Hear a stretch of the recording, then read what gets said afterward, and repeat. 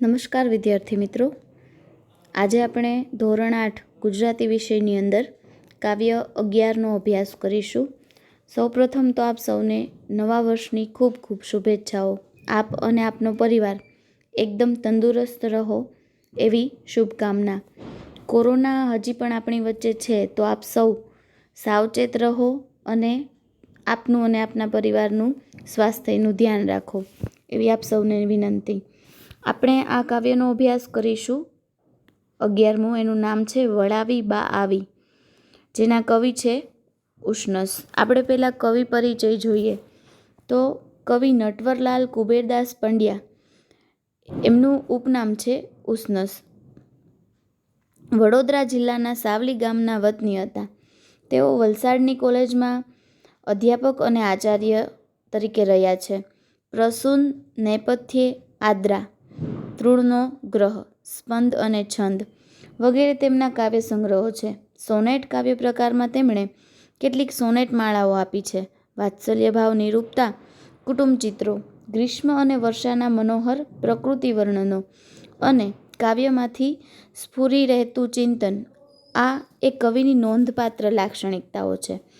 મિત્રો, એમણે જે કાવ્ય રચનાઓ કરી છે એમાં કઈ કઈ વાત છે તો કે કુટુંબનું ચિત્ર હોય છે, વાત્સલ્ય ભાવનું નિરૂપણ હોય છે અને ગ્રીષ્મ અને વર્ષાના મનોહર પ્રકૃતિ વર્ણનો હોય છે એમના કાવ્યમાં. હવે આપણે આ કાવ્યનો અભ્યાસ કરીશું. એનો સાહિત્ય પ્રકાર છે સોનેટ. તમે અત્યાર સુધી પ્રાર્થના ગીત ભણ્યા, પછી લોકગીત ભણ્યા, કાવ્યના એ જુદા જુદા પ્રકાર ભણ્યા. આજે આપણે આ કાવ્ય ભણીશું એનો સાહિત્ય પ્રકાર સોનેટ છે. તો પહેલાં આપણે સોનેટ વિશે સમજીએ. સોનેટ કાવ્ય સ્વરૂપ કેવું હોય તો કે સોનેટ છે ને એ આપણું ગુજરાતી સાહિત્ય સ્વરૂપ નથી, પણ એ વિદેશમાંથી ઉતરી આવેલી ભાષા છે. દરેક સાહિત્યને પોતાના નિયમ અને પરંપરા હોય, એવી રીતે અહીંયા આ જે સોનેટ છે એના પણ નિયમો છે. જો ગુજરાતીમાં વિકસેલા મુખ્ય કાવ્ય સ્વરૂપોમાં સોનેટનું મહત્ત્વ ઘણું છે. સોનેટ છે એ વિદેશનું જે સ્વરૂપ છે એ છે. આપણે વાત થઈ એમ કે અંગ્રેજી ભાષા અને સાહિત્યના અભ્યાસ દ્વારા કવિએ જે પરદેશી સ્વરૂપોથી આકર્ષાયા તેમનું એક મુખ્ય સ્વરૂપ એ સોનેટ છે.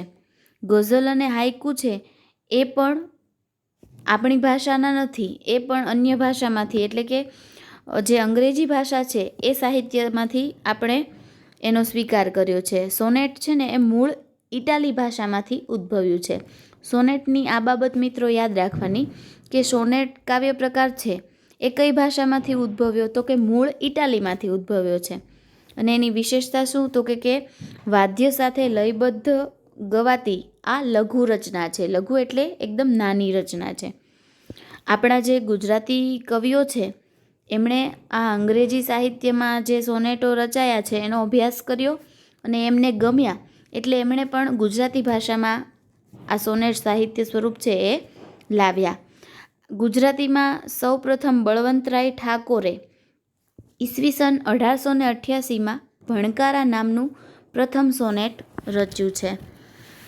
પછી સોનેટના લક્ષણો જોઈએ તો એમાં સોનેટ છે એ ઉર્મી કાવ્ય જેવું જ હોય છે, પણ ઉર્મી કાવ્યમાં શું હોય તો કે સંવેદના મુખ્ય હોય, પણ સોનેટમાં સાથે સાથે વિચાર, ચિંતન અને જીવન દર્શન ઉમેરાય છે. તો ઉર્મી કાવ્ય કરતાં સોનેટ કઈ રીતે જુદું છે તો કે ઉર્મી કાવ્યની જેમ સોનેટમાં ઉર્મીઓ તો હોય જ છે, પણ સાથે સાથે વિચારો, ચિંતનો અને જીવન દર્શન ઉમેરાય છે. આપણે ચિંતન પ્રધાન ઉર્મી કાવ્ય કહી શકીએ. સોનેટ માટે પંક્તિની મર્યાદા છે. જો આપણને કેમ ખબર પડે કે આ સોનેટ છે તો કે 14 પંક્તિની મર્યાદા છે એ સોનેટની છે. 14 પંક્તિમાં જ સોનેટ છે એ રચાય છે. અને આ 14 પંક્તિની અંદર ખૂબ જ ટૂંકો એવા વિસ્તારમાં કવિએ સઘન અને અનુભવને ઠાસવાનો હોય છે. એટલે કે કવિએ પોતાએ આ એકદમ નાની રચનાની અંદર પોતે જે કહેવા માંગે છે એ આખી વાત છે એને નાના એવા સ્વરૂપમાં પણ રજૂ કરવાની હોય છે. સાથે સાથે આ કાવ્યમાં કેન્દ્રમાં રહેલા વિચારનો યોગ્ય ઉપાડ કરી અને અંતે ભાવ પલટો સિદ્ધ કરવામાં એ સોનેટની સફળતા છે. એટલે કે આખા કાવ્યની અંદર એક ચિંતન રજૂ થાય અને છેલ્લી પંક્તિઓમાં ભાવ પલટો થઈ અને કાવ્ય પૂર્ણ થાય છે. તો સોનેટ એટલે શું, સોનેટ એ કઈ ભાષામાંથી ઉતરી આવ્યું છે અને સોનેટના લક્ષણ શું છે એ આપણે બરાબર યાદ રાખીશું. સાથે સાથે સૌથી મહત્ત્વનું એનું શું તો કે 14 પંક્તિઓ હોય છે. પછી એની અંદર કઈ વાત બીજી તો કે પ્રાસ, પંક્તિની અંતમાં છે એ પ્રાસ આવેલા હોય છે. સાથે સાથે કાવ્યભાવ અને તેના મરોડ સાથે એ પ્રાસ સંકળાયેલો છે. હવે સોનેટનો એક શિસ્તબદ્ધ કાવ્યકૃતિ તરીકે વિચાર કરીએ તો તેમાં પ્રાસની ચોક્કસતા છે જ. અને સાથે સાથે બીજા કયા કયા કવિઓએ આ સોનેટની રચના કરી છે તો કે બળવંતરાય ઠાકોરે સૌપ્રથમ ભણકારા સોનેટ આપ્યું છે. પછી એમણે મોગરો, વધામણી અને ભણકારા એ 3 આપ્યા. પછી ઉષ્ણસથી માંડીને લાભશંકર ઠાકર અને ચીનુ મોદી સુધીના કવિઓએ આ સોનેટ પ્રકારના કાવ્યની રચનાઓ કરી છે. એમાંથી ઉષ્ણસનું જે સોનેટ પ્રકારનું કાવ્ય છે એનો તો આજે આપણે અભ્યાસ કરવાના જ છીએ. તો સોનેટ એટલે શું એ સમજાય મિત્રો? હવે આપણે આપણું આ કાવ્ય છે એમાં કઈ વાત રજૂ થઈ છે એ જોઈએ કે દિવાળીની રજાઓમાં પોતાના વતનમાં આવેલા પરિવાર એ પોતાના સંતાનો સાથે રજાઓ પૂરી થતાં પાછા વિદાય થાય છે. ત્યારે માના હૃદયમાં સ્વજન વિયોગની જે વેદના થાય છે તેનું વર્ણન આ કાવ્યમાં કરવામાં આવ્યું છે. આપણે સૌ એ હમણાં જ દિવાળીની રજાઓ માણી છે દિવાળીની, તો તમને ખ્યાલ હશે કે તમે બધા જો પોતાના ઘરેથી બહારગામ રહેવા આવ્યા હશો તો તમે પણ રજા માણવા માટે ગામડે ગયા હશો. એટલે અત્યારે કવિએ જે આ કાવ્યની અંદર પોતે જે અનુભવ લખ્યો છે એ તમને પણ સમજાશે કે માતા પિતા અને વૃદ્ધ વિધવા ફોઈ એ વિરહથી વ્યથિત છે. આ કાવ્યની અંદર કવિએ માતા પિતા અને તેના વિધવા ફઈ છે એ પોતે પોતાના સ્વજનો રજા પૂરી થતાં જ્યારે જાય છે ત્યારે એ સ્વજનના વિરહથી એ લોકો વ્યથિત છે એ વાતને રજૂ કરી છે. છેવટે બધા સંતાનોને વિદાય આપી અને પાછી વળતી બા ઘરને ખાલી થઈ ગયેલું જોઈને બહાર પગથિયા ઉપર જ બેસી પડે છે. અહીં કવિએ વિરહને એક પાત્ર રૂપે નિરૂપે છે. એ ધ્યાનપાત્ર છે. વાત્સલ્ય વિષયક આ સોનેટમાં કવિએ બાના હૃદયના જે સ્નેહ છે એમ જ એમના સંતાન વિરહથી વ્યાપેલા એ વિષાદનું હૃદયસ્પર્શી નિરૂપણ કર્યું છે. વર્ણન દ્વારા કરુણ રસ નિષ્પન્ન થાય છે. તમે બધા પણ દિવાળીની રજામાં પોતપોતાના ઘરે ગયા છો, જે પોતે મૂળ જગ્યાએ રહે છે ત્યાંથી બહારગામ ધંધાર્થે આવ્યા હશે એ લોકોને બધાને ખ્યાલ હશે કે પોતે થોડાક ટાઈમ માટે ઘરે જાય છે ત્યારે ઘરમાં રહેતા ઘરડા આપણા માતા પિતા હોય, ફઈ હોય, જે કંઈ બીજા લોકો હોય એ લોકો આપણને જોઈને ખુશ થઈ જાય. તમે તમારા માતા પિતા સાથે તમે લોકો જ્યારે ગામડે રજા દિવાળીની હોય ત્યારે જાઓ ત્યારે ઘરમાં એકદમ ઘર હરુભર્યું થઈ જાય અને ફરી પાછા રજા પૂરી થતાં તમે પોતાના જ્યાં રહ્યો છો ત્યાં પાછા જાઓ ત્યારે એ ઘર છે એ ખાલી થઈ જતું હોય છે. એવી જ રીતે અહીંયા કવિએ પણ અહીંયા દિવાળીની રજામાં આવેલા પરિવાર અને પછી ફરી એ રજા પૂરી થતાં જાય છે ત્યારે જે બાની વિરહ વેદના છે એ રજૂ કરી છે. મિત્રો, પ્રથમ હું આ કાવ્ય છે એનું ગાન કરું છું. આ સોનેટ સ્વરૂપ છે એ ગાઈ શકાય છે. તમે લોકો સાંભળો અને સાથે સાથે ગાવાનો પ્રયત્ન કરો. રજાઓ દિવાળી તણી થઈ પૂરી ને ઘર મહી, દહાડાઓ કેરી સ્ખલિત થઈ શાંતિ પ્રથમની, વસેલા ધંધાર્થે દૂર સુદૂર સંતાન નિજના, જવાના કાલે તો જનક જનનીને ઘર તણા, સદાના ગંગામાં સ્વરૂપ ગરડા ફોઈ સહુએ, લખાયેલો કર્મે વિરહ મિલને તે રજનીએ, નિહાળ્યો સૌ વચ્ચે નિયત કરી બેઠો નિજ જગા, ઉવેખી એને સૌ જરઠ વળી વાતે સૂઈ ગયા. સવારે ભાભીનું ભર્યું ઘર લઈ ભાય ઉપડ્યા, ગઈ અડધી વસ્તી ઘર થઈ ગયું શાંત સઘળું. બપોરે બે ભાઈ અવર ઉપડ્યા લે નિજની, નવોઢા ભાર્યાઓ પ્રિય વચન મંદ સ્મિતવતી, વળાવી બા આવી નિજ સકલ સંતાન ક્રમશઃ, ગૃહ વ્યાપી જોયો વિરહ પડી બેથી પગથિયે. મિત્રો, હવે આપણે આ કાવ્ય છે એની સમજૂતી જોઈએ. તમારે આ કાવ્ય છે એ કંઠસ્થ કરી લેવાનું છે, એટલે કે પાકું કરી લેવાનું છે. આ કાવ્ય છે એની કાવ્ય પંક્તિઓની પૂર્તિ એ પરીક્ષામાં પૂછાય છે. પ્રથમ પંક્તિ છે કે રજાઓ દિવાળી તણી થઈ પૂરી ને ઘરમહી, દહાડાઓ કેરી સ્ખલિત થઈ શાંતિ પ્રથમની. એટલે કે દિવાળીની રજા છે એ હવે પૂરી થઈ છે અને ઘરમાં જે કેટલાય દહાડા એટલે કે દિવસોથી જે શાંતિ હતી પહેલાં એ હવે સ્ખલિત થઈ છે. સ્ખલિત થવું એટલે શું? તો કે પોતાના સ્થાનેથી ખસવું. અહીંયા આપણે સમજવાનું છે એ પડી એમ.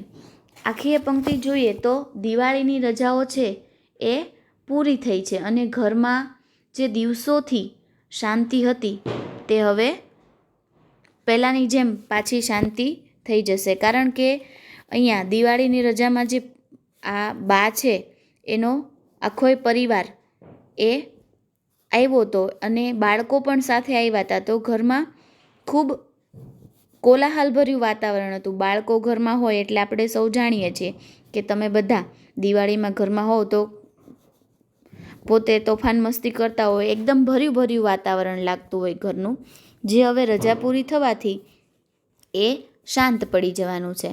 પછી શું કામ શાંત થવાનું છે તો એની વાત કરી છે કે વસેલા ધંધાર્થે દૂર સુદૂર સંતાન નિજના, જવાના કાલે તો જનક જનનીને ઘર તણા. હવે કવિ કહે છે કે જે ધંધાર્થે વસેલા છે દૂર સુદૂર, એટલે કે પોતાના ઘરથી દૂર, ધંધાર્થે એટલે કે કામ માટે થઈને જે બહાર વસેલા છે, દૂર વસેલા છે, એવા પોતાના સંતાનો, નિજ સંતાન, નિજ એટલે પોતાના સંતાનો કાલે જવાના છે. એટલા માટે અહીંયા ઘરમાં હવે પ્રથમ જેવી શાંતિ પાછી થવાની છે એ વાત કવિએ કરી છે. પછી આગળ કહે છે એટલે પોતાના જે માતા પિતા છે, જનક જનની, એટલે કે જનક એટલે પિતા અને જનની એટલે માતા, એટલે કે ઘરના જે માતા પિતા છે એ, અને પછી સદાના ગંગામાં સ્વરૂપ ઘરડા ફોય સહુએ, લખાયેલો કર્મે વિરહ મિલને તે રજનીએ.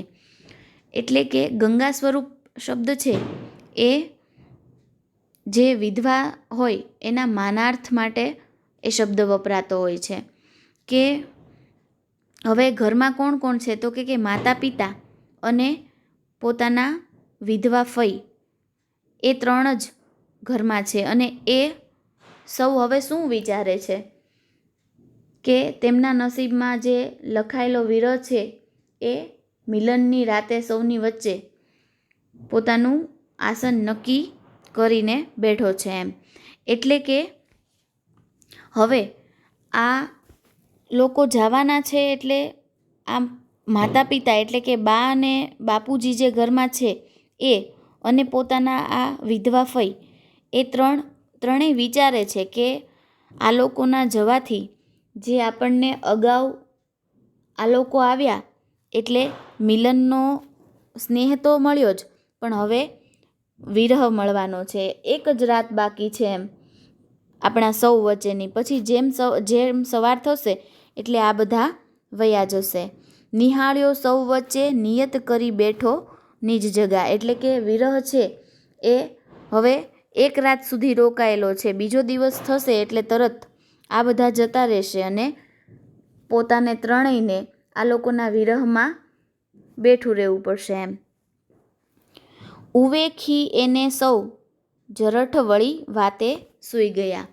જરઠ એટલે ઘરડા, ઉવેખવું એટલે અવગણીને, દરકાર કર્યા વિના એમ. હવે આ વાતની દરકાર કર્યા વગર સૌ ઘરડા વળી વાતે સૂઈ ગયા. એટલે કે આટલી વાત કરી અને પછી એ સૂઈ ગયા. અહીંયા હવે બીજા દિવસે સવાર પડ્યા પછી આ જે પોતાના ઘરે આવેલા પોતાના સંતાન છે એ રજા પૂરી થતાં જવાના છે એ વાત અહીંયા આલેખાઈ છે કે એ લોકોના વિરહમાં હવે એક જ દિવસ બાકી છે. પછી સવાર પડશે એટલે ફરી અત્યાર સુધી જે આ બધા આવ્યા અને મિલન થયું હતું એ સવાર પડતા પાછો વિરહ થઈ જશે.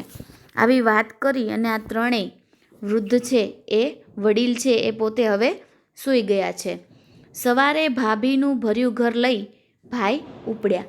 એટલે કે સવાર થયું જે બીજા દિવસે રાત્રે સૂઈ ગયા હતા પછી જે સવાર પડ્યું ત્યારે ભાભીનો ભર્યો પરિવાર લઈને ભાઈ ઉપડ્યા. ભર્યો પરિવાર એટલે શું? તો કે ભાઈ અને ભાભી અને એમના સંતાનો, એટલે કે આખા પરિવારની વાત છે એમ. ભાઈનો જે આખો પરિવાર છે એની વાત છે. એટલે જ વાત કરી છે કે ભાભીનું ભર્યું ઘર લઈને ઉપડ્યા. જે મોટો દીકરો છે એ પોતાના સંતાનો અને પત્ની સાથે હવે ગયો છે. ક્યારે જાય છે? તો કે સવાર પડે. હવે જેવા એ જાય છે એટલે શું થયું? તો કે ગઈ અડધી વસ્તી ઘર થઈ ગયું શાંત સઘળું. ભાઈ અને ભાભી પોતાના પરિવાર સાથે ઉપડ્યા.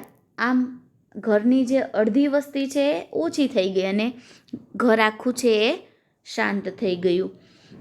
અડધી વસ્તી એવું શું કામ કહ્યું છે? કારણ કે ભાઈ અને ભાભી અને એમના સંતાનો એ જાય છે. કુલ અહીંયા બા છે એને 3 સંતાન છે. ત્રણેય સંતાનો પરિણીત છે, પણ મોટો દીકરો અને એની વહુ છે એમને પાછા એમના બાળકો છે, અને નાનો દીકરો અને એમની વહુ એ હજી નવા પરિણીત છે. એટલે ભાઈ ગયા એટલે જાણે કે અડધું ઘર ખાલી થઈ ગયું, અડધી વસ્તી છે એ પૂરી થઈ ગઈ એમ. બપોરે 2 ભાઈ અવર ઉપડ્યા લઈ નિજની નવોઢા ભાર્યાઓ પ્રિય વચન મંદ સ્મિતવતી. સવારે મોટા ભાઈ વયા ગયા, પછી બપોરે 2 ભાઈઓ અવર ઉપડ્યા. એટલે કે પોતાના કોને લઈને? તો કે નવોઢા ભાર્યાઓને. ભાર્યા એટલે પત્ની, નવોઢા એટલે કે નવી પરણેલી સ્ત્રી અથવા તો નવવધુ પણ કહી શકાય. બપોરે 2 ભાઈઓ પોતાની નવી પરણેલી સ્ત્રી અથવા તો પોતાની પત્ની નવોઢાને લઈ, અને એ નવોઢા કેવી છે? તો કે પ્રિય વચન મંદ સ્મિતવતી, એટલે કે પ્રિય બોલનારી અને ધીમું ધીમું હસતી એવી પોતાની પત્નીઓને લઈને ઉપડ્યા. પછી છેલ્લે છે વળાવી બા આવી નિજ સકલ સંતાન ક્રમશઃ ગૃહ વ્યાપી જોયો વિરહ પડી બેસી પગથિયે. આમ ધીમે ધીમે બાએ શું કર્યું? તો કે પોતાના જે સંતાનો છે એને ક્રમશઃ વળાવ્યા. બપોરે હવે જ્યારે આ બંને દીકરાઓ પણ ગયા ત્યારે બા છે એણે પોતાના દરેક સંતાનને ક્રમશઃ વળાવ્યા, એટલે કે મોકલી દીધા. ગૃહ વ્યાપી જોયો વિરહ, પોતાના ઘરમાં, ગૃહવ્યાપી એટલે ઘરમાં પ્રસરેલું, ગૃહ એટલે ઘર, વ્યાપવું એટલે પ્રસરવું. પોતાના ઘરની અંદર પ્રસરેલો કોણ? તો કે વિરહ. એ જોઈ અને બા છે એ શું કર્યું? તો કે પડી બેસી પગથિયે. પોતે દુઃખી થઈ અને પગથિયે બેસી જાય છે. એ ભાંગી જાય છે. પોતે અત્યાર સુધી દીકરાઓ આવ્યા હતા એટલે એની સાથે હળી મળીને રહી છે. હવે એના સંતાનોનો વિરહ છે, એની વેદના એ પોતે સહન નથી કરી શકતી અને પગથિયે બેસી જાય છે. અને અહીંયા આપણું આ કાવ્ય છે એ પૂર્ણ થાય છે. આખાય કાવ્યની અંદર કવિએ, આપણે સૌએ અત્યારે દિવાળીમાં રજાઓ માણી છે અને દરેક ઘરમાં જે લોકોના સંતાનો, મા બાપના સંતાનો બહાર પોતાના નોકરી ધંધા માટે ગયા હોય અને એ લોકો જે અનુભવે એવું અહીંયા કવિએ અનુભવી અને માની જે વેદના છે એ દર્શાવી છે. ધીમે ધીમે પોતાના ત્રણેય સંતાનો જતા આ મા છે એ પોતે હવે પોતાના ઘરમાં એકલી પડી ગઈ છે. પોતે 3 જણા તો છે જ, પણ જે દીકરાઓ અને એના સંતાનો આવવાથી ઘરમાં જે ભર્યું વાતાવરણ હતું એ હવે ખાલી થઈ ગયું છે. અહીંયા જાણે કે વિરહ છે એટલે પોતાના દીકરાઓ ગયા છે એનો દુઃખ, એમ વિરહ એને જાણે ઘરમાં એ પોતે ઊભો જોતી હોય એવું કવિએ અંતમાં દર્શાવ્યું છે. અને અહીંયા આ કાવ્ય પૂર્ણ થાય છે. મિત્રો, શબ્દ સમજૂતી અને જે કાવ્યનો સ્વાધ્યાય છે એ તમારે અભ્યાસ અને સ્વાધ્યાય તમારી નોટબુકમાં, સ્વાધ્યાયની બુકમાં લખવાનો છે. અને નવા એકમ સાથે આપણે ફરી મળીશું. કાવ્ય છે એ તમારે કંઠસ્થ પણ કરવાનું છે. આવજો.